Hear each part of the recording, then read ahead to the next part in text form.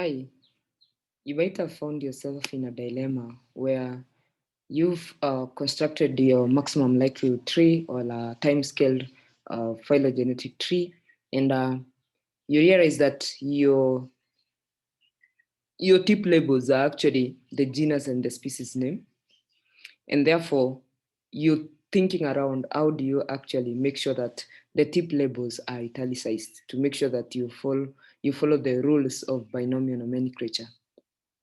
So I would encourage you, as you can see, I'm sharing the fig tree. So click on file. Instead of exporting your phylogenetic tree, which is annotated as a PDF, we encourage you to use the SVG format. So make sure you export that particular file to some file location within your system. Then after which you will do some downstream analysis, and in this case specifically is actually annotation using Inkscape. The advantage of Inkscape is that you do not need to subscribe or pay, unlike the Adobe Illustrator, whereby you need to pay for some subscription fee for you to actually be able to make use of the tool. So I will go quickly to using the Inkscape and just show you how it works. So what you can see here is you click on file, then you can open, or you can actually import your image. So you can talk about open, then you may want to select your tree of interest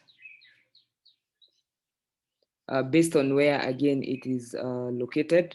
So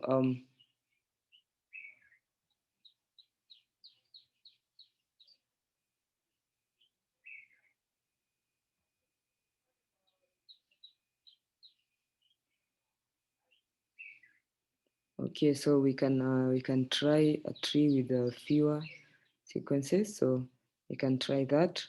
So you've loaded your tree and we can see it here. But now you can see from the IQ tree, it doesn't make the tip labels to be italicized. So that's why I am encouraging you to make use of the Inkscape. So I use the selection arrow, double click on what I want to change. So like in this case, and you can see it has already given you a cursor within that selection box. Then I can use Control All or Command All to just highlight the content within or the text within that selection box.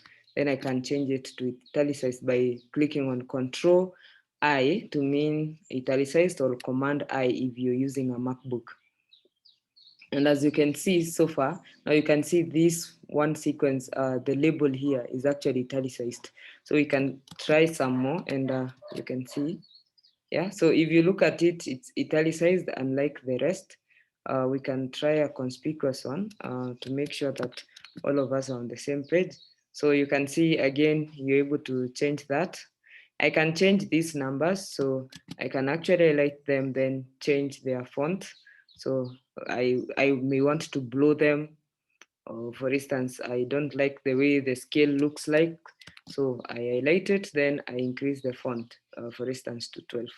And you can see now in this case, I have zoomed out on that particular region. So if you still think that this one you can increase it, well and good, you can still do the same. And you can see these are bigger compared to the other numbers. And it is very important, especially when you're preparing diagrams for publication and also for your thesis. May want to escape that.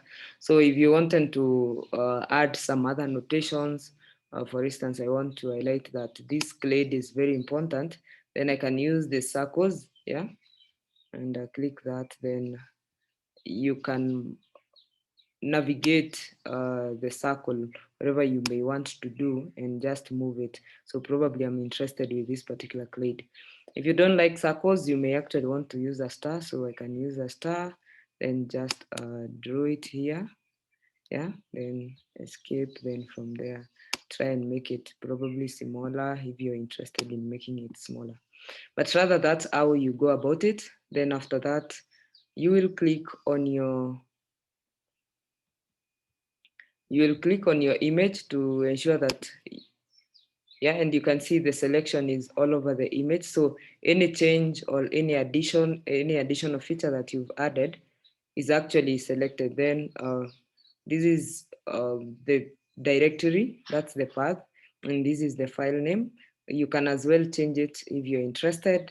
Then it tells it to hide all except what is selected. So it will only export this region that is selected. Then you can click on export. Thank you very